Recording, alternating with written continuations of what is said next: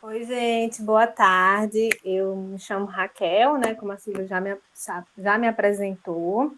Eu sou bióloga de formação, e tenho um mestrado em Ecologia e Conservação e doutorado em Ecologia, Conservação e Manejo da Vida Silvestre pela Universidade Federal de Minas Gerais. Atualmente, eu sou professora do Instituto Federal do Maranhão, do campus avançado de Carolina, né, do qual eu faço parte do quadro docente desse campus, e também eu faço parte da comissão aí da Câmara Técnica da Bacia do Rio Lontra e do Rio Corda, em parceria com a Universidade Federal do Norte do Tocantins, né? Então, um curso ofertado pela Universidade Federal do Norte do Tocantins. E hoje, gente, a gente vai tirar um momento desse curso para a gente falar sobre fitoplâncton, né? No início da semana, do dia 22, que foi segunda-feira, a gente comemorou o quê? O Dia Mundial da Água. Na verdade, não existe um dia, né? Todo dia é para a gente refletir sobre o consumo de água, sobre a conservação dos nossos corpos aquáticos, né? E a gente viu pelas aulas da professora Silvia, pela aula do professor Sandro, que não é tão simples estudar os ecossistemas aquáticos, né? Eles têm uma série de estruturas e processos do qual é complexo demais. São vários fatores que estão interferindo no ecossistema. A gente viu com a Silvia aí os padrões físicos, o quanto eles são importantes, tempo retenção, tudo isso interfere dentro da biota, né? A partir de hoje, a gente vai começar a trabalhar a biota, né? Segunda e terça, a gente trabalhou muitos conceitos de físicos, né? De morfia mesmo, morfologia dos corpos aquáticos. Ontem a gente trabalhou bastante com os conceitos de fisicoquímica, por que é importante analisar os parâmetros, né? E hoje a gente vai começar com essa parte de que é com o fitoplâncton, né? Então a gente vai começar com o fitoplâncton, que é a base da cadeia alimentar dos ecossistemas aquáticos. E aí amanhã a gente vem com a professora Silvia, né, Silvia, com a parte de macros, invertebrados, e sexta-feira a gente vem com a parte de peixes. Então, a gente vai tentar, de uma forma geral, claro que a gente não vai conseguir aprofundar tudo, porque por causa do tempo, mas a gente vai tentar sempre deixar bastante claro, né, que o objetivo da gente é que vocês aprendam um pouco sobre as dinâmicas dentro dos ecossistemas aquáticos, né? Então, o que a gente vai abordar hoje? Eu dividi nosso momento em 4 partes, né? Então, a primeira parte, segunda, terceira e quarta. A primeira e a segunda parte eu vou ministrar agora, depois, dependendo do horário, a gente dá um intervalo e aí a gente volta com a terceira e a quarta parte. Certo, turma? Então, a primeira parte, vou fazer uma leve introdução e demonstrar os conceitos básicos do fitoplâncton.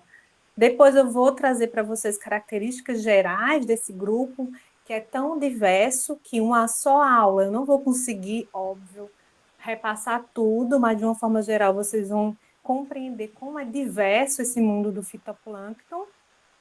Terceira parte, eu vou falar sobre a importância ecológica, econômica e social. E a quarta parte, eu vou falar um pouco sobre os métodos de coleta e de análise, tá bom? Então, à medida que a gente for discutindo, que a gente for trocando as ideias aqui, vocês podem ficar à vontade para fazer perguntas.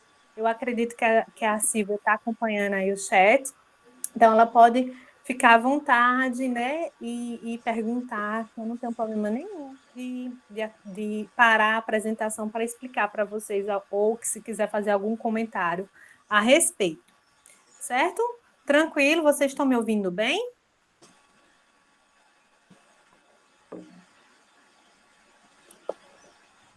Ó, Sim, então vamos lá. Parte 1, né? Como eu falei para vocês, eu vou fazer uma introdução e vou apresentar os conceitos básicos para a gente compreender esse mundo. Então, quando a gente vai para a praia, né, na maioria das vezes a gente vê essa imagem. Quando a gente vai comer uma comida oriental, a gente vê muito essa imagem. Em alguns locais, dependendo do local, a gente vê essa imagem, né? E o que elas têm em comum? O que é que vocês me falam aí? O que elas têm em comum?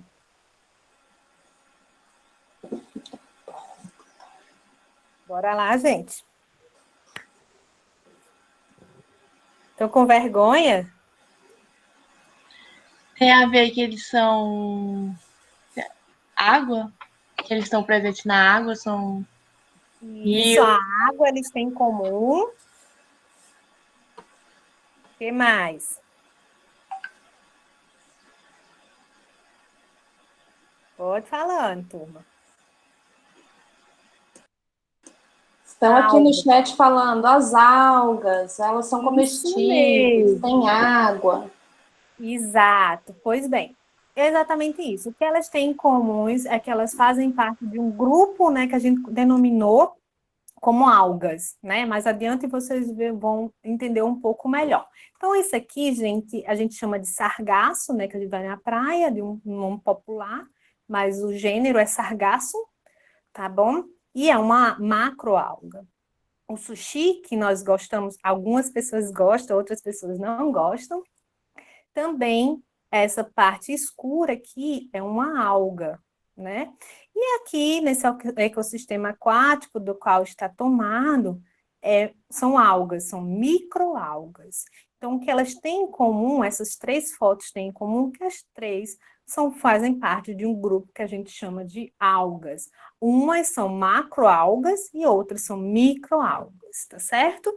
Então, a gente vai trabalhar hoje com esse grupo aqui, que a gente chama de microalgas, né? E vamos adiante. Então, quem estuda aí do ponto de vista científico, quem estuda esses grupos de indivíduos, né? É a ficologia, que logia quer dizer estudo e fico algas, né? Então, é o estudo de algas e de cianobactérias. Então, a gente vai ver mais à frente que esse estudo ele não se concentra apenas em algas, em cianobactérias também. Silvia, eu vou sair só um minutinho aqui para ligar o ventilador que eu estou derretendo, tá bom?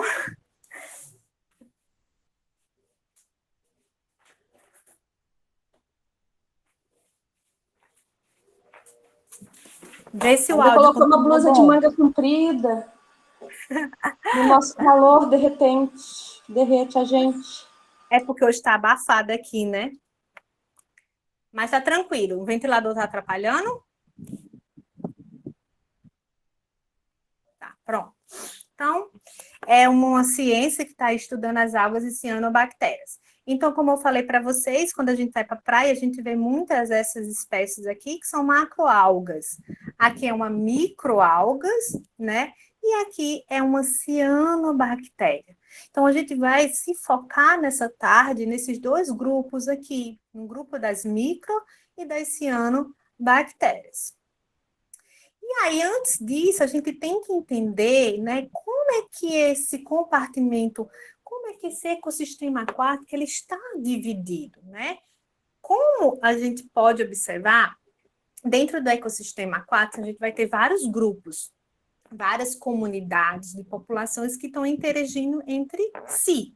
Então, esse grupão todo, com os fatores físicos e químicos, né, e sedimentos, partículas, enfim, tudo isso a gente denomina de sexton, tá bom? E aí o sexton é dividido em biosexton e de absexton. Qual a diferença deles, Raquel? A gente já aprendeu lá na biologia, quem está na graduação, ou quem viu lá o ensino médio, né? A gente viu que o que tem A é ausência, né? Bio é o que tem vida. Então, o biosexton é aquele grupo, essa divisão aqui é que vai ser responsável aí pelo compartimento biológico, aonde vai ter vida, né? Então, o biosexton é onde vai ter os seres vivos e o absexton é aquele que não vai ter os seres vivos, que vai ser as partículas que estão suspensas, entre outros substâncias, tá bom? Então, o biosexton, ele é dividido em plâncton, em nécton e em pleuston, tá bom? Eu sei que são nomes que vocês não vão decorar agora, mas é o que vocês querem, que eu quero, qual o objetivo disso? É vocês saberem porque um compartimento aquático ele é dividido por vários outros grupos, né? O grupo que a gente vai se focar hoje, né, é esse aqui, é o plâncton. Dentro do plâncton, o que é um plâncton, Raquel? Plâncton é todo ser vivo, tá? Que está à mercê da corrente d'água. Ou seja, ele tem pouca, não estou dizendo que nenhuma, pouca ou nenhuma estrutura de locomoção. Então, ele está na água e aí ele vai pela corrente da água, pelo vento. Lembra ontem na aula ontem não, segunda, na aula da professora Silva, que ela falou sobre a importância da circulação da água, da estratificação. Então, está muito relacionado a isso. O plâncton, ele tem pouca mobilidade, tá bom? Então, dentro do plâncton, a gente vai ter o fitoplâncton, tá? A gente vai ter o zooplâncton e a gente vai ter o bacterioplâncton. Então, são 3 grupos, claro que dentro desses grupos tem outros organismos, tá certo? Que estão à mercê daí da correnteza, da circulação da água ou do movimento da água. O nécton, né, são os organismos, os seres vivos que conseguem se locomover de acordo com suas necessidades. Por exemplo, um peixe, um cágado, peixes, qualquer animal que esteja dentro da água que consegue se locomover de acordo com as suas preferências, em busca de alimento, em busca de qualquer outra coisa. Então, ele não fica à mercê totalmente da corrente d'água. O plêuston é um grupo de organismos que fica na superfície da água, ou sob a água, tá certo? Ou numa subsuperfície de 10 centímetros, tá bom? E dentro do plêuston, a gente vai ter o néuston. Daqui a pouco eu vou trazer uma figura para que fique mais claro para vocês essas divisões.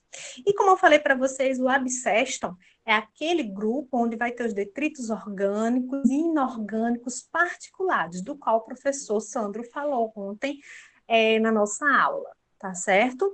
Então, esse é o compartimento biológico dentro dos ecossistemas aquáticos, que pode ser reproduzido tanto para o ecossistema de água doce, quanto para o ecossistema de água salgada ou qualquer outro tipo de ecossistema. Sempre vai ter esses mesmo grupo sendo representado por indivíduos diferentes, dependendo da qualidade e dos nutrientes que estão presentes nesse ecossistema aquático. Certo, gente? Tá tranquilo até aí? Ótimo. Então, nessa imagem, eu trago para vocês, tem uma imagem de um ecossistema aquático, no qual tem vários representantes, tá certo? Então, vamos começar aí de fora para dentro, né? Então, a gente já viu aqui as macrófitas aquáticas, né? Que são plantas aquáticas, que são plantas adaptadas a viver dentro da água, tá bom? A gente também tem o psemo, que é um grupo de animais, de plantas, que vive nessa interface entre o ambiente aquático e o ambiente terrestre. E aí a gente vai ter o pleuston, como eu falei para você, e os neuston, que são 2 grupos, né? O neuston faz parte do grupo do pleuston, que é o quê? São organismos que vivem na superfície da água. O pleuston, ele vive acima da água. Por exemplo, um exemplo que a gente tem aqui é essa espécie de macrófita que ela fica suspensa na água. A gente também tem alguns insetos, como, por exemplo, vários insetos que ficam pousando em cima da água, né? Eu acho que a Silvia até vai falar um pouco sobre isso, né? Tem algumas espécies que pousam em cima da água. A gente tem aranha que consegue andar sobre a água, mas ela não vive dentro da água. Vocês estão compreendendo?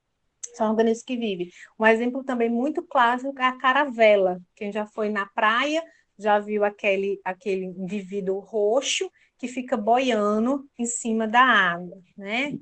Então, é um tipo também de pleuston.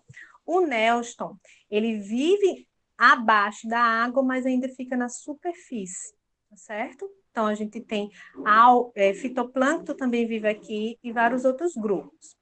Como eu falei para vocês, tem um plâncton, tá bom? Então, o plâncton é formado aqui por várias espécies. A gente vai ter o fitoplâncton, a gente vai ter o zooplâncton e vai ter o bacterioplâncton. Aí aqui a gente vai ter o nécton, aí peixes, vários animais que vivem aqui. E no fundo do sedimento, do compartimento, né, do ecossistema aquático, a gente vai ter os bentos. Aí os bentos é um mundo, gente, é um mundo, é uma biodiversidade gigantesca aqui nesse compartilhamento, né, nesse compartimento biológico. Então, aqui a gente vai ter uma diversidade muito grande de indivíduos que compõem o fundo de um ecossistema, tá bom? Então, aqui é só para vocês verem a complexidade de um ecossistema aquático. Não é tão simples como a gente parece imaginar. A gente vai tomar um banho de um açude, um banho no rio, a gente não consegue visualizar claramente esses compartimentos, mas eles são importantes para a gente caracterizar o ambiente. Tá bom? Tá tranquilo, turma? Pode dizer aí. Ótimo. Então, vamos lá agora para os conceitos mais fundamentais nessa aula. Então, o que é uma cianobactéria? Né? Logo no início da aula, eu falei para vocês que a gente vai falar muito hoje sobre microalgas e cianobactérias. Então, cianobactéria, gente, é uma bactéria, né? O nome vem de ciano, vem de azul, bactéria vem de bactéria. E elas são muito conhecidas. Antigamente a gente chamava elas de água azul, mixofícias, cianoprocabiontes, e ela é muito conhecida como cianofícias, né? Mas são terminologias que significam praticamente a mesma coisa que é uma cianobactéria, ou seja, é uma bactéria capaz de realizar fotossíntese. Bom, e a gente deve muito a elas, né? O ancestral das cianobactérias, né, há milhões e milhões de anos atrás, foram responsáveis aí pela oxigenação do nosso planeta. Então, hoje a gente consegue entender esse mecanismo, né, que é através da fotossíntese, que é responsável aí pela a produção de oxigênio. Então, os ancestrais das cianobactérias, foram responsáveis por essa primeira oxigenação, né? Foi por causa delas, né? Através de uma teoria chamada de endossimbiose, que eu não vou detalhar aqui, mas só relatando a importância desse grupo para a nossa sobrevivência, né? Hoje, nós seres, todos os seres vivos, a gente deve um agrado aí para as cianobactérias, tá certo? E aí, gente, como eu falei para vocês, ela é uma cianobactéria, ela tem uma célula de um procarionte, tá bom? E ela não é uma alga, né? Então, cianobactéria não é uma alga. Há muito tempo se classificou elas dentro do grupo de algas, né? E ela não é uma alga porque ela tem o quê? A estrutura muito simples, muito similar à de uma bactéria. Tá certo? Então, por isso que a gente vai falar de dois momentos. Eu vou falar um pouco das cianobactérias, né? E um pouco aí dos eucariontes, que seriam as microalgas. Tranquilo?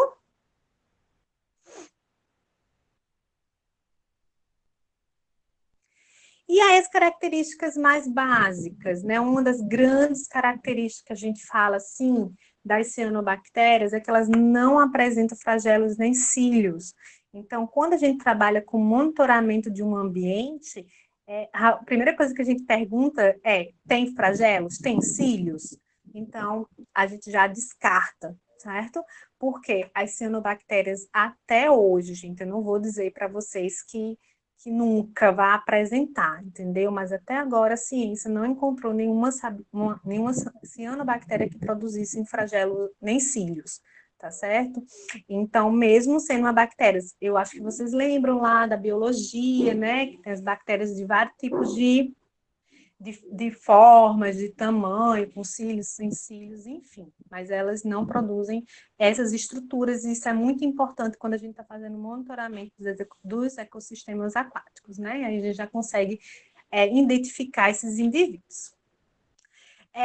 Produz a fotossíntese, né? Como eu falei para vocês, ela é uma bactéria capaz de realizar fotossíntese, porque ela possui aí a clorofila A, que todas as cianobactérias, né, e todas as microalgas possuem clorofilas A. Então, eu vou falar isso mais adiante, porque até ontem o professor Sandro comentou sobre isso, né? A clorofila ela é importante para a gente medir a densidade de algas no ecossistema aquático. Por isso que a gente usa a clorofila A, porque todas têm clorofila A, tá certo? E aí elas vão ter pigmentos diversos. A gente vê aqui é uma figura que representa aqui a membrana da parede, né, da cianobactéria. Nela a gente vai ter vários pigmentos responsáveis por captar a luz solar. Raquel, isso é importante demais. Isso é uma das razões, né? Essas três aqui, tá vendo? 495, 550, 650. Isso é uma das razões que as cianobactérias estão até hoje e vão continuar. Nós vamos morrer, as cianobactérias vão continuar, tá bom? Por causa dessa capacidade de ela captar energia solar de diversos comprimentos.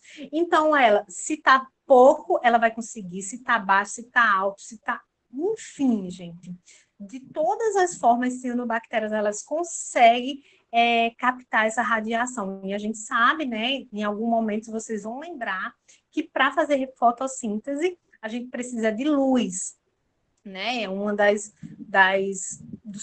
dos gatilhos da fotossíntese é a luz. Então, sem a luz, a gente não as plantas, né, os seres fotossintetizantes não realizam aí a produção do seu material orgânico, tá bom? Então, isso é importante para a diversidade e a capacidade de adaptação desse grupo no nosso planeta, certo?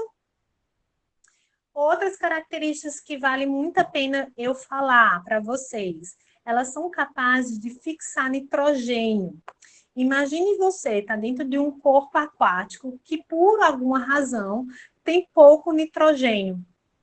Aí, o que elas vão fazer? Elas vão desenvolver, né? Vão mandar um sinal, uma célula vai se modificar e essa célula vai ficar responsável de fixar o nitrogênio atmosférico.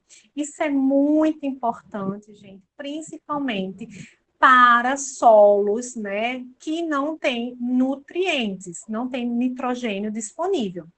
Então, muitas plantas fazem aí uma simbiose ou um mutualismo com cianobactérias, né, para obter aí esse nitrogênio delas, tá bom? Isso é muito importante porque é mais uma razão aí das cianobactérias estarem presentes no nosso planeta. Elas conseguem muito bem captar o nitrogênio que está na atmosfera.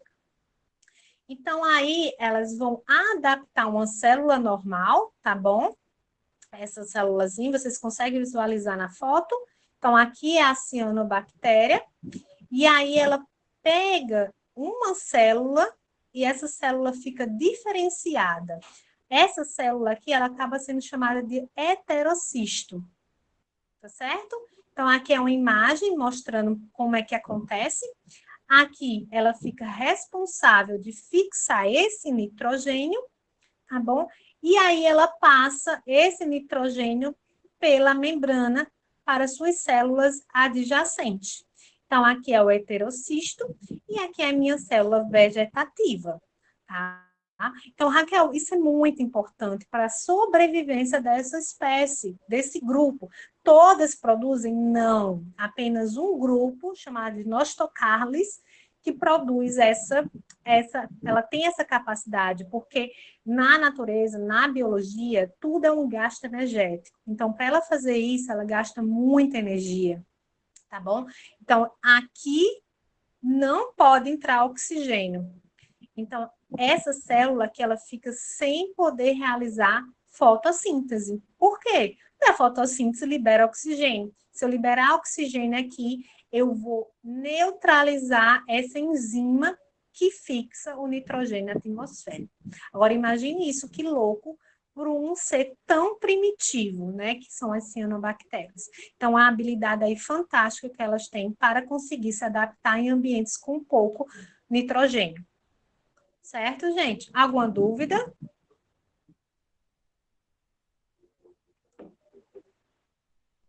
Tá tranquilo? Gente, dá um feedback, porque eu não consigo acompanhar a chat, não. Tá tranquilinho aqui. Tem uma Ó, pergunta só da Évora, que ela está perguntando se a Vitória Régia seria um pleuston. seria. Ela não tem. Toda planta que não teria raiz fixa no sedimento seria um pleuston. O coco, por exemplo, quando fica boiando, né? Na água também seria um pleuston, por exemplo. Certo? Por exemplo, seria. Continuando. Então, outra importante estrutura das cianobactérias, estou falando isso, gente, porque isso é muito importante do ponto de vista até da taxonomia. A minha aula de hoje, eu não vou ficar trabalhando taxonomia com vocês, até porque seria pelo menos uns 10 dias de aula. Hoje eu só vou abordar os principais aspectos do fitoplâncton para vocês observarem o quão diverso é um ecossistema aquático. Então, os acinetos, eles são células de resistência ou esporos, tá bom? Então, quando as condições elas estão desfavoráveis, que é muito difícil para uma cianobactéria estar desfavorável, porque ela consegue tirar proveito de todas as situações, quando isso acontece, elas vão modificar uma célula, vão estocar tudo que elas podem aqui, a energia, que é o glicogênio delas, tá? Elas vão estocar todo o material energético aqui, aqui e aqui. Todas essas células vizinhas vão morrer, tá certo? Só vai ficar essa célula aqui no ecossistema. Quando as condições ficarem favoráveis, ela vai mandar um sinal, vai começar a divisão celular e ela vai se formar novamente, vai formar cada célula dessa, tá bom? Isso aqui é fantástico, porque mostra mais uma vez o quanto elas são adaptadas. Então, pode ter certeza, a gente pode morrer e elas vão ficar aí, porque elas têm muita capacidade de regeneração, estabilidade fantástica. Tá? Então, são produzidas quando as condições do meio são desfavoráveis, certo? Eu, particularmente, desde o tempo que eu analiso, eu quase não vejo acinetos em cianobactérias desse grupo aqui. É muito raro. Pouquíssimas vezes eu consegui visualizar. Certo, turma? Então, vamos lá. E aí acumulam glândulos de cianoficina que são responsáveis aí pelo esse momento de estresse que ela está sentindo. Então, as cianobactérias, elas são muito sensitivas. Elas captam o que está acontecendo no meio. O professor Sandro falou ontem, né, sobre os parâmetros físicos e químicos, que são importantíssimos. Eles são sinais para a alma. Por alguma razão, que muitos pesquisadores ainda não entendem, elas conseguem sentir muito bem o ambiente e faz com que elas modifiquem essas características, certo? Outra coisa muito importante nas cianobactérias, já falei de heterocistos, que serve para fixar nutrientes quando o ambiente está pobre em nutrientes. Já falei sobre o acineto, que quando as condições estão desfavoráveis, ela vai morrer e vai deixar esse esporo de resistência, que dura anos, tá bom? E aí, vou falar agora do aerótopos, que são vacúolos gasosos. Outra coisa muito fantástica nelas. Eu falei para vocês que o fitoplâncton, ele não tem a capacidade de se locomover à sua vontade, como o peixe, por exemplo. O peixe, ele consegue ir para onde ele quer. O plâncton não tem essa capacidade e as cianobactérias, elas desenvolveram, não todas, mas algumas desenvolveram o quê? Simplesmente elas conseguem abrir e fechar como se fosse vacúolos, né? Como se fosse uma bexiga. Ela abre, aí sobe no corpo aquático, aí vai receber luz lá em cima. Ela fecha esse vacúolo e desce para fugir de um predador. Gente, isso é muito fantástico.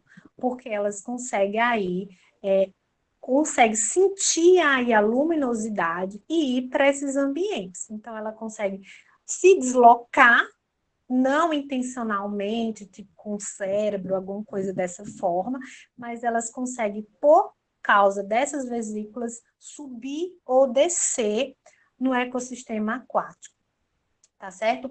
E aí, gente, essas vesículas, elas parecem muito com canudos. Aqui tá vendo? É como se a gente pegasse um monte de canudos, juntasse.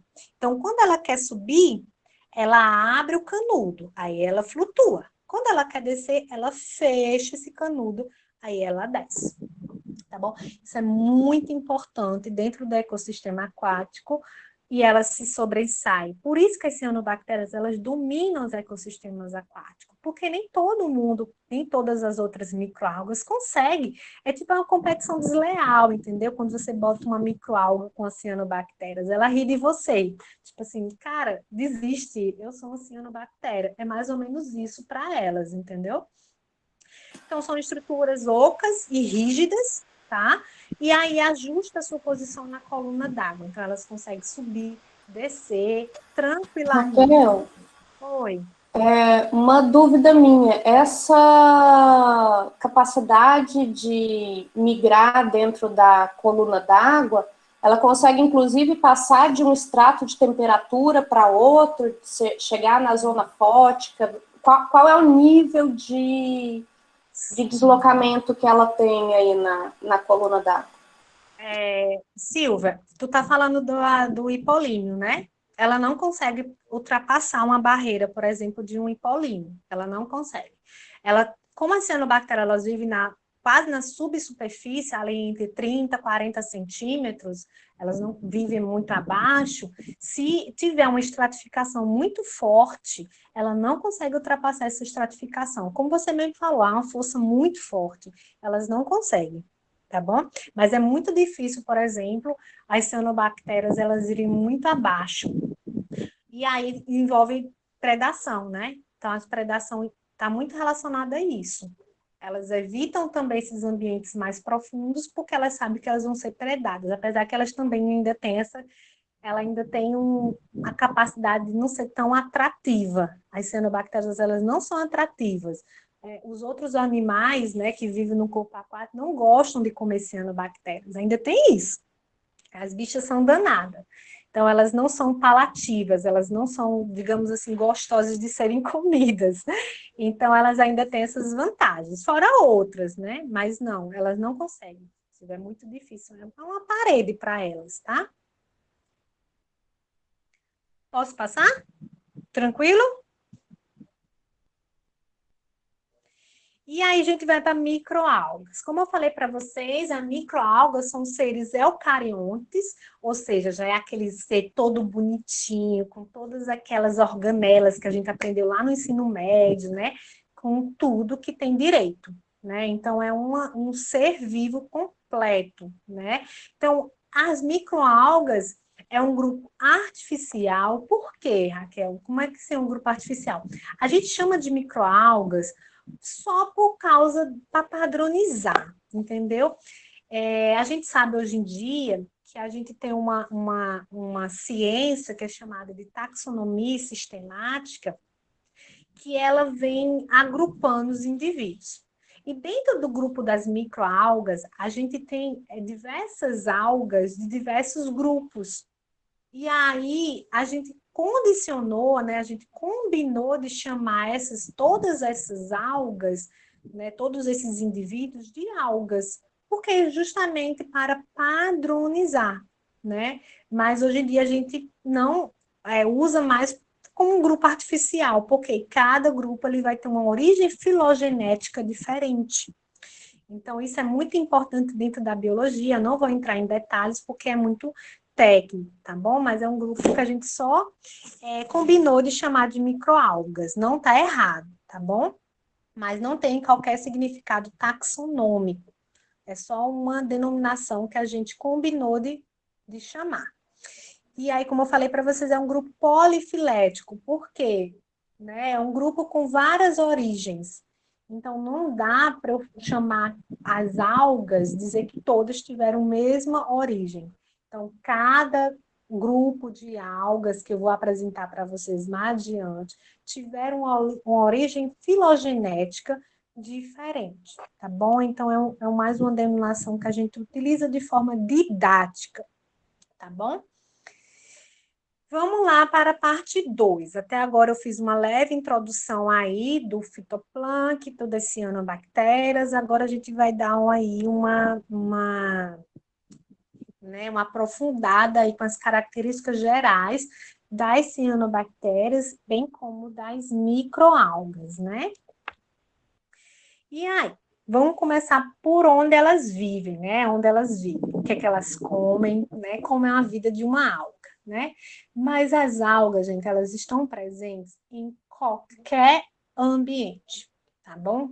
Até, inclusive, em desertos já foi encontrado algas, microalgas. Então, as algas vivem no ecossistema marinho, doce, cachoeira, isso aqui que a gente chama de perifíton, que é um grupo de organismos que vivem aderido a um substrato rochoso. Quem já tomou banho de rio e vai nas pedras e fica escorregando, né? Quem já fez isso já sabe que já pisou no perifíton, tá bom? Então, o perifito é isso, é o que a gente chama popularmente de lodo, né? Então, é aquela parte escorregadia do ecossistema aquático, né? Então, elas estão presentes em qualquer tipo de ambiente, inclusive subaéreos, né? Então, cresce logo acima da superfície do solo. Aqui, por exemplo, na parede da sua casa deve ter algum local, tá? Que cai água. E aí fica uma camadazinha de musgo, junto com aqueles musgos ali, pode ter certeza que deve ter aí uma cianobactéria ou uma microalga. Então, qualquer local úmido, você vai encontrar aí esse grupo, algum representante desse grupo, tá bom? Então, elas vivem em qualquer tipo de ambiente.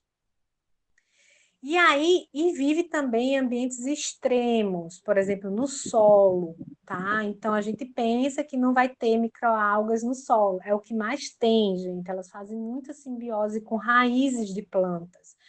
Como eu falei para vocês logo no início, né? Elas fazem o que a gente chama de fixação de nitrogênio. Quem trabalha um pouco com essa parte de agricultura vê muito os risóbios, né? Que são associações aí delas para fixar esse nitrogênio. A gente também tem o gelo, tá? Então, lá no Ártico, tem uma colega minha que trabalha com cianobactérias que vivem nesses ambientes extremos, e a gente tem o famoso líquens, né? Que fica na parede, que a gente pensa aqui, ó, vai fazer uma trilha, vai para alguma cachoeira, a gente geralmente vê essas formações aqui, nessas manchas na árvore, né? Quem já viu, fala aí no chat que já viu, né? Que agora sabe que isso aqui é um líquen, que é uma associação de um fungo com uma microalga, né? E essa é uma associação benéfica, nos quais os dois indivíduos saem ganhando, ou seja, cada um vai se beneficiar dessa relação. Isso aqui acontece e é muito importante, porque isso aqui é uma indicação de qualidade ambiental, né? Então, você vai num local que você vê muito esse tipo de formação, você pode inferir, claro que você não pode afirmar, você pode inferir que esse ambiente é um ambiente que pode ser que ele seja preservado, que ele pode ser um local limpo, tá bom? Por causa que esse grupo de indivíduos líquidos, eles são muito sensíveis à poluição ambiental. Então, é um bioindicador de qualidade aí atmosférica, tá bom? Então, algas, cianobactérias vivem em qualquer local, né? Basta você querer que você raspar a sua parede do seu quintal, se você raspar e colocar no microscópio, você vai encontrar aí pelo menos umas 2 espécies, tá certo? E aí vamos entender agora as adaptações que o fitoplâncton ele tem, né? Raquel, eles vivem dentro da água. A Silvia deu um exemplo muito bom, acho que foi a Silvia que falou sobre isso, que quando a gente está no corpo aquático, a gente sente uma resistência muito grande, né? E Gente, se nós sentimos essa resistência, imagine um organismo minúsculo, né? Então, ele precisa ter estruturas e estratégias para vencer essa densidade.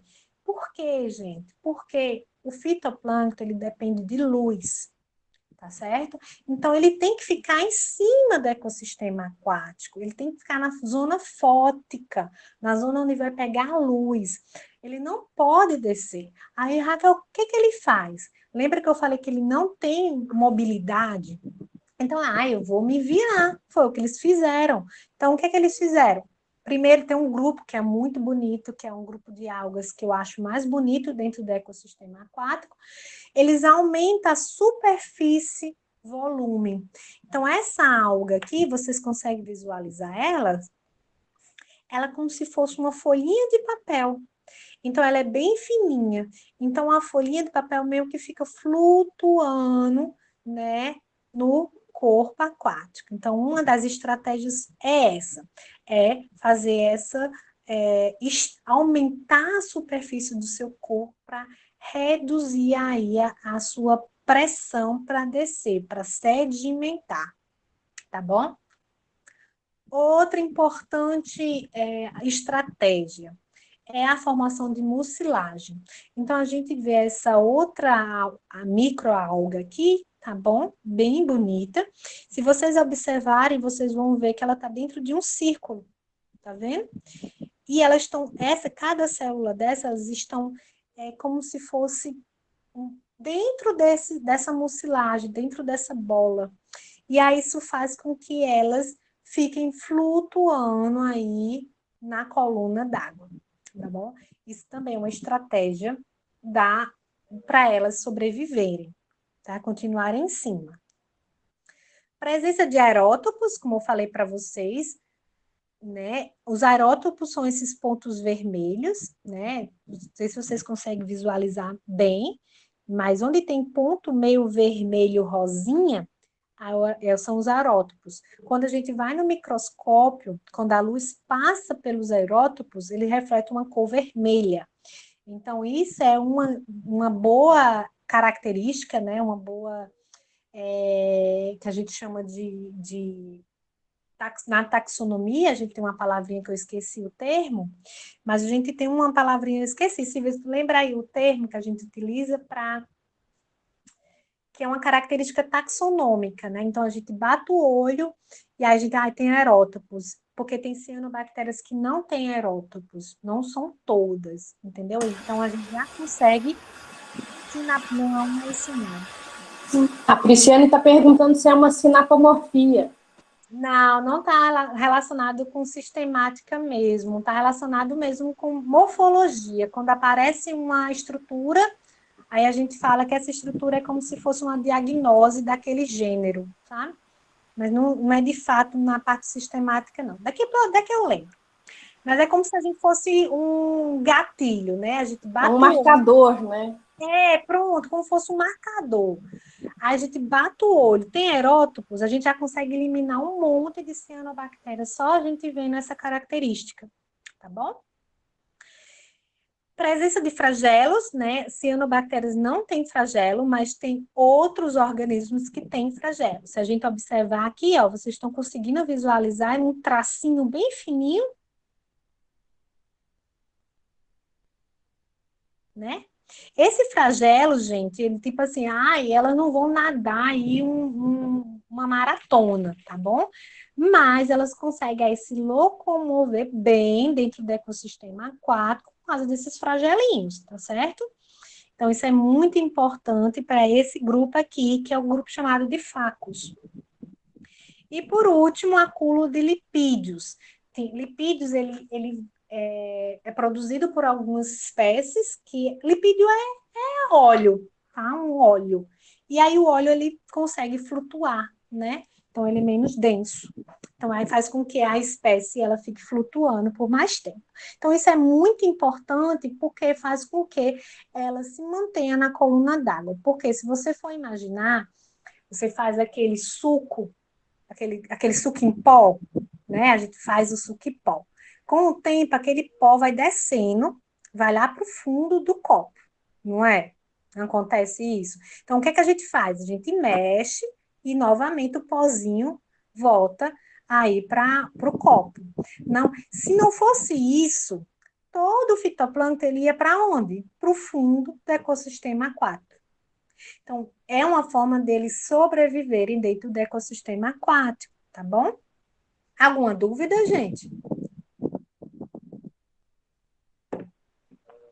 Pode ir falando, tá? Tá tranquilo, que bom. E aí, vamos lá, os tamanhos, né? O fitoplâncton, gente, de uma forma geral, a maioria deles não é visível a olho nu. São muito pequenininhos, a gente só consegue ver no microscópio. Então, a gente vem aqui com ultraplâncton, que é aquele plâncton marinho, né? Que eu acho que foi até o professor Sandro que mencionou ontem, que é o responsável aí pela produção de oxigênio no nosso planeta, né? Se a gente pensar que nosso planeta, né, ele é basicamente composto por água, então as algas vivem aonde? Dentro do ecossistema aquático. Então elas com certeza produzem mais oxigênio do que as plantas, né? Por causa do volume de indivíduos. Então esse fitoplâncton que vive marinho é esse pequenininho aqui, ultraplâncton. Aí a gente vai ter o nanoplâncton, a gente vai ter o microplâncton e meso e macroplâncton. Esse macroplâncton, ele é visível a olho nu. Mas é tipo assim, gente, não é aquele, eu consigo ver todas as estruturas como tá aqui, não. Ele é um fio de cabelo, bem fininho, mas você consegue ver claramente um fio de cabelo, né? Então, geralmente, no ecossistema aquático, eles apresentam assim, como se fosse um emaranhado. Não sei se vocês têm costume de ver isso aqui em Araguaína, né? Essa foto aqui foi tirada no ecossistema do Nordeste, no Rio Jaguaribe, pela minha aluna de monografia, né? Ela que tirou. Isso aqui é bem comum lá na região desse rio, né? Isso aqui a gente chama de metafíton, né? Que é uma espécie de perifíton que fica suspenso. E aqui está aqui a estrutura. E a gente consegue visualizar claramente, mas isso aqui é uma microalga, sendo que ela tem muita, tanto que a gente consegue visualizar todo o indivíduo assim. A gente consegue claramente ver essa microalga, tá bom? Aí quando a gente pega, são vários fiozinhos bem fininhos. Eu não sei se aqui tem essa estrutura, isso aqui é comum, porque também tem a questão do pH, né? Aqui eu ainda não, eu acho que o professor Sandro pode até me falar, mas eu não sei qual é o pH dos ecossistemas aquáticos daqui do Tocantins, eu acredito que seja ácido, mas lá no Nordeste o pH é mais alcalino. E essa espécie em específico, ela é de ambientes alcalinos, né? Ambientes com pH acima de 8, de 9, né? E isso aí é uma outra característica da região. Certo, turma? E aí vamos para a organização do talo. Quando a gente fala em talo, a gente pensa em planta, né? Mas dentro da taxonomia desse grupo de indivíduos, talo é a morfologia. Então, a morfologia ela é bem variada. Então, a gente vai ter indivíduos unicelulares, tá vendo aqui? Uma anglena, uma diatomácea, um eoastro, que a gente bate o olho e consegue ver cada indivíduo. A gente vai ter indivíduos coloniais, tá vendo? Que são várias células no mesmo compartimento, ó. Isso aqui é uma cianobactéria, por exemplo, um celastrum, uma microciste, um celatrum. Então, são indivíduos coloniais, no qual várias células estão unidas entre si. Tá? Algumas com mucilagem, como por exemplo essas duas espécies aqui, e a outra sem mucilagem, tá bom? Então é bem diverso aí a morfologia desse grupo. Certo, gente?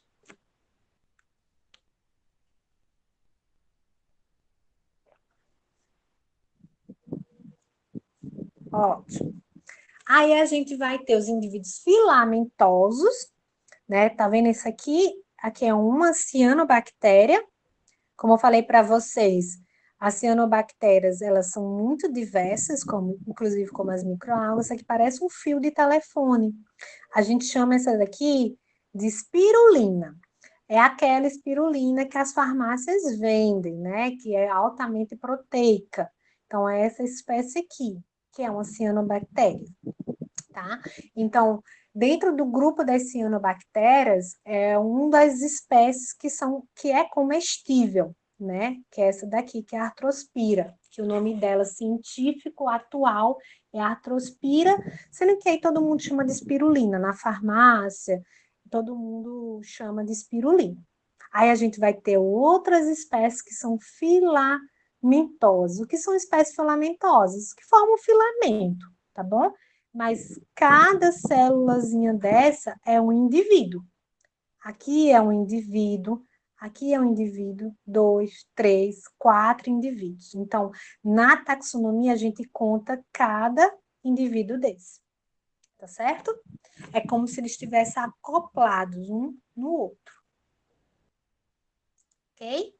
E aí a gente vai ter os flagelados, aqueles que possuem flagelos, que nem o espermatozoide, né? O espermatozoide tem um flagelo aqui também. Então, a gente vai ter algumas espécies que possuem flagelos, né? Que servem para locomoção. Agora, como eu falei para vocês, não é aquela locomoção que vai tirar ela, vai fazer com que ela nade horrores. Não. É uma locomoção que dá aí uma certa dinâmica para o organismo, mas que ainda limita muito ele, mas que é muito importante para o seu desenvolvimento dentro do corpo aquático. E aqui, gente, eu quis destacar esse círculozinho aqui que está em vermelho. Eu não sei se vocês conseguem visualizar esse pontinho vermelho que eu circulei. Isso aqui chama de estigma, né? E ele é responsável, gente, por sentir a luz. Então, a alga, essa alga em específico, né, ela consegue saber onde a luz está. E aí o flagelo direciona ela para a luz, tá bom? Então, isso é muito interessante do ponto de vista de sobrevivência. Então, ele serve de orientação fototática para a maioria dos flagelados. Então, ele sabe para onde ir, porque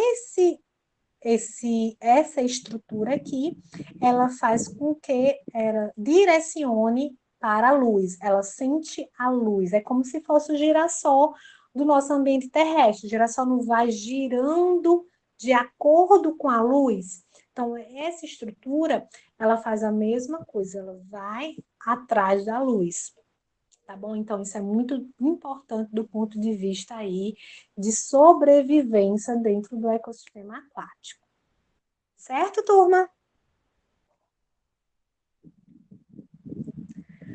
E aí a gente vem para o envoltório celular, né? Que a parede celular ela é ausente, né? Ou de composição variada. Então, ela pode ser ausente, como eu falei nas cianobactérias, né? Que vai ter um mucopeptídeos como parede, entre aspas. A gente vai ter o grupo das Bacillarofita, ou mais conhecida como diatomáceas, que vai ter uma estrutura formada de sílica. Então, gente, sílica é muito importante para uma diatomácea. Imagine só, o nosso corpo, ele precisa de cálcio, né? Para formar os ossos, né? Durante a nossa vida. Chega um momento que não é mais necessário com tanta quantidade. As diatomáceas também, mas elas precisam de sílica. É como se a sílica fosse o esqueleto delas. Então, quando a gente trabalha com ecossistemas aquáticos, uma das medidas, um dos parâmetros é sílica, porque a sílica vai ser um indicativo daquele grupo presente. Se tiver muita sílica no meio ambiente, na água, isso é um sinal que vai ter aí uma diversidade muito boa de diatomáceas, porque a diatomácea, elas precisam dessa sílica. Então, se tem pouca sílica no ambiente, vai influenciar aí a presença dessas espécies. E as diatomáceas, elas são bioindicadores da qualidade da água. Então, a partir da presença delas, eu sei se uma água ela está boa, se ela está intermediária, ou se ela está poluída, por exemplo. Então, isso eu vou falar mais adiante nessa aula. Tá bom? Então, toda essa estrutura que é formada de sílica. Há alguns tempos atrás, né, os povos mais... Não faz nem tanto tempo assim, mas teve um grupo que usava a sílica para escovar os dentes, né? A sílica da diatomácea. Então, eles faziam, tipo, uma escova, né, mais robusta, né? E aí eles colocavam o material, eles escovavam os dentes com essas diatomáceas, com cascar, né? Com os restos de diatomácea, porque era abrasivo, né? E eles escovavam os dentes com isso. Exatamente, Cláudia. Aí a gente vai ter as clorófitas, né? Que é da família das clorofíceas, que vai ter celulose, tá vendo, gente? Celulose. E aqui a gente tem um representante que é chamado de desmodesmos.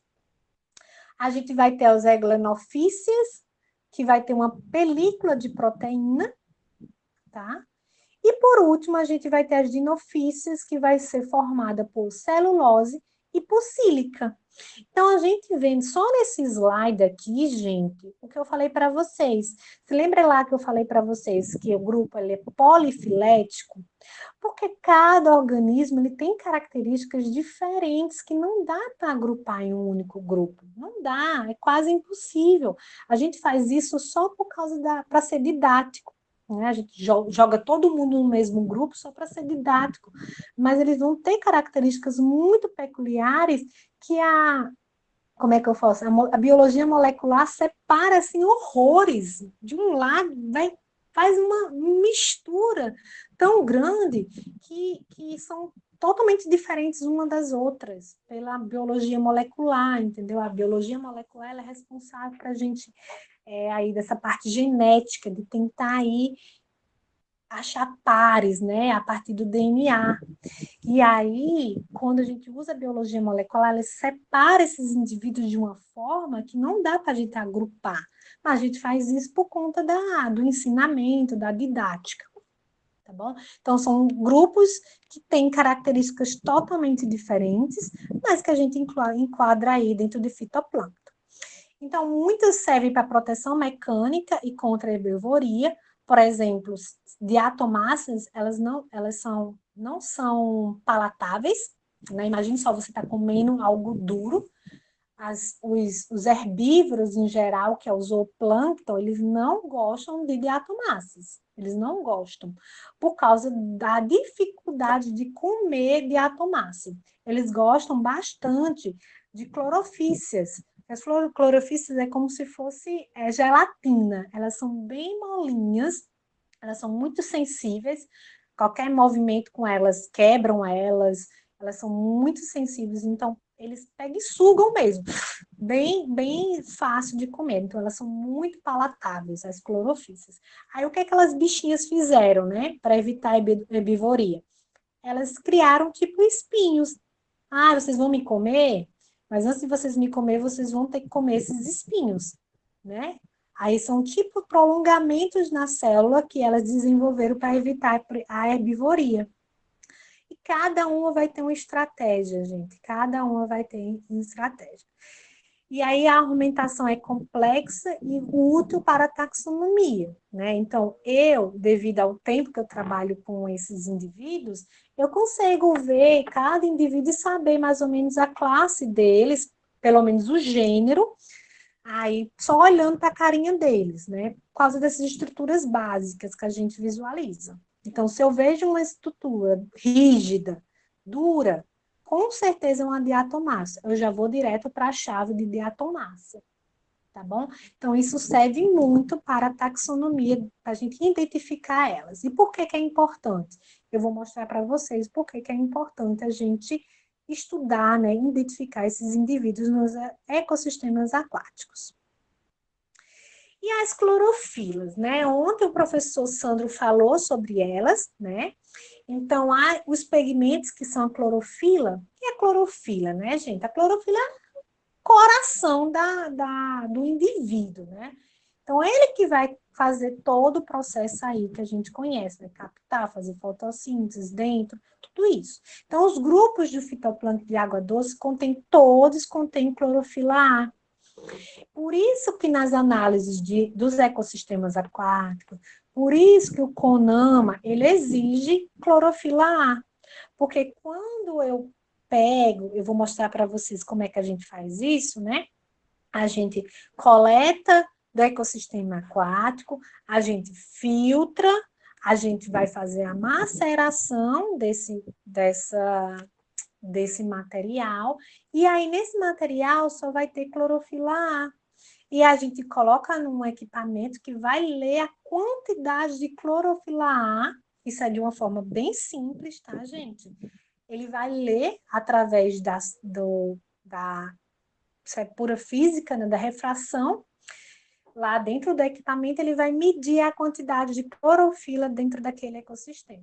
Então, quanto mais clorofilas ele bater, a luz bater e identificar, significa o quê? Que tem muitas algas dentro daquele ecossistema aquático. É mais ou menos isso. Por isso que a gente usa a clorofila A, tá bom? Porque aí eu pego todas que tem clorofila A. Tudo que tiver clorofila, eu vou pegar. Inclusive cianobactérias ou microalgas, tá bom?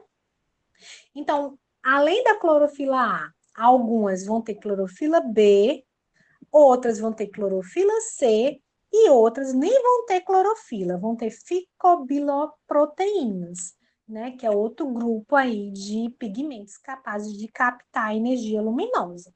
Então, não posso, por exemplo, na minha análise da qualidade da água, né, fazer com clorofila B, porque aí se eu for fazer análise só com clorofila B, eu só vou pegar organismo que tenha clorofila B. Então, eu não vou pegar organismo que tenha clorofila C e nem outros organismos. Por isso que nós padronizamos utilizar a clorofila A, porque todos têm clorofila A. Compreenderam, gente?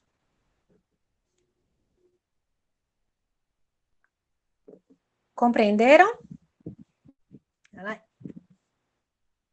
Então, por isso que a gente usa aí a clorofila A nas análises de água, né? Por isso que a gente não usa outras clorofilas, tá certo? A gente usa a clorofila A porque todos têm e a gente não exclui ninguém. A gente ia pegar todo mundo.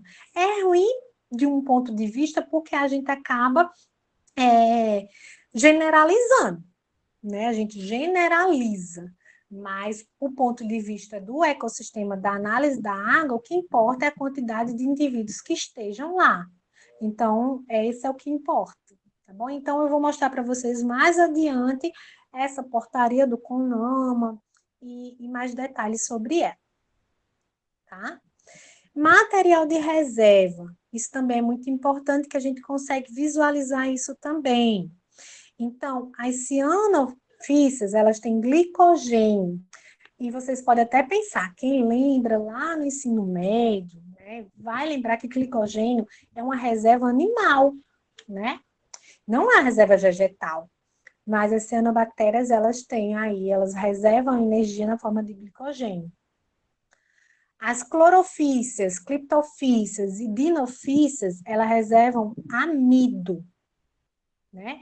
E esse glândula aqui, ó, é chamado de pirenoides. Tá vendo essa bolinha na célula? Então, essa bolinha na célula, quando eu vejo, eu já excluo um monte de indivíduos. Eu bato o olho, já sei que é esse grupo.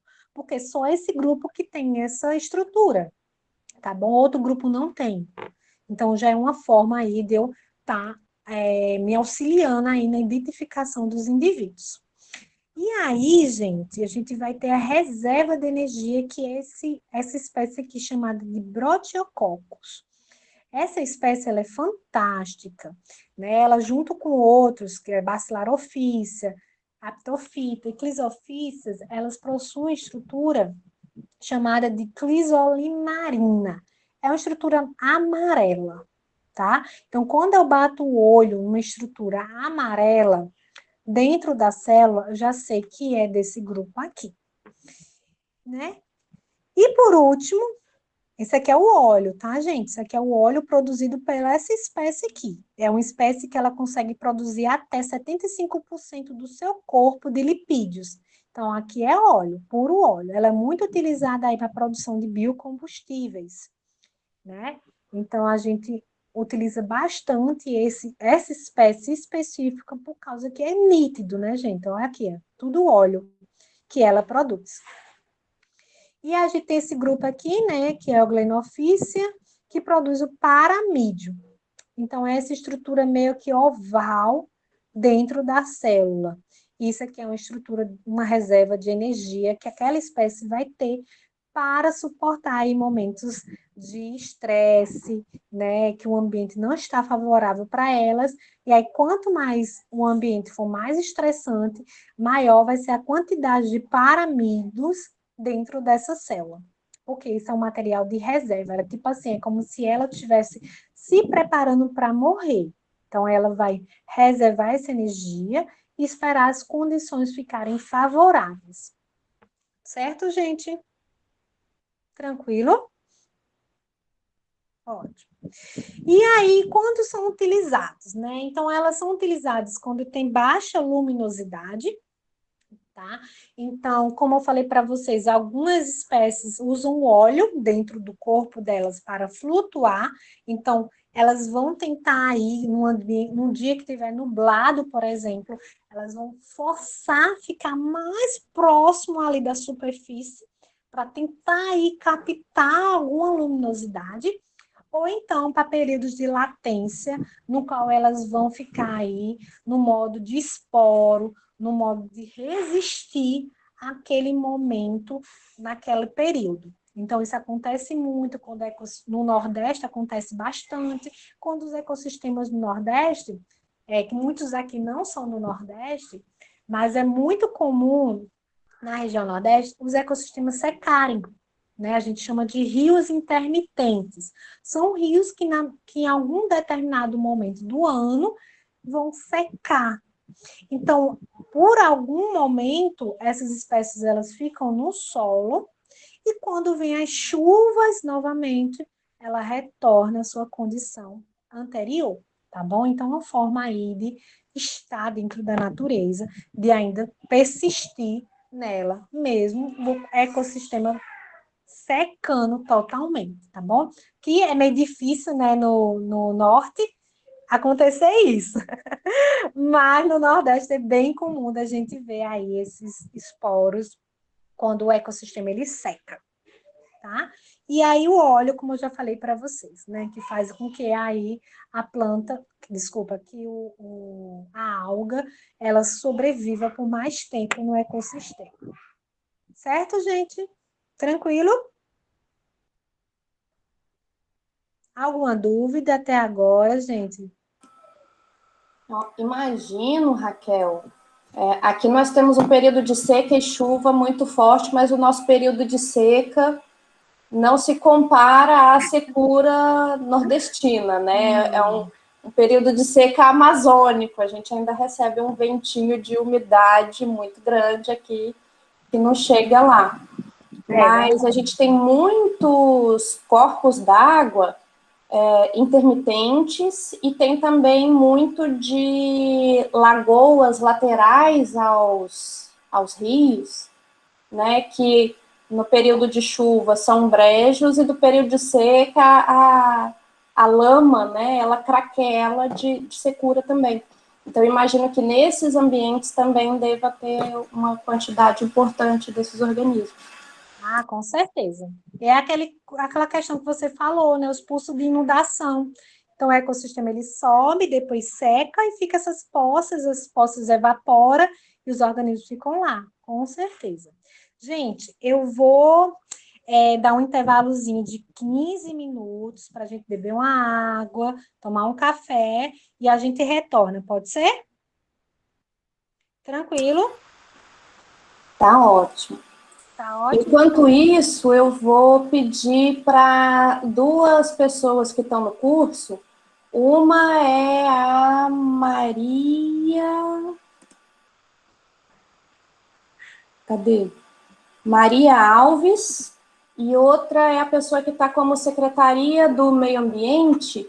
Eu não estou localizando vocês duas na chamada, então eu imagino que seja por nome diferente na apresentação de vocês e na inscrição. Então, Maria Alves, eu queria saber seu nome completo, pode me mandar no privado, se preferir, e a mesma coisa para quem está na Secretaria do Meio Ambiente, para poder localizar vocês aqui.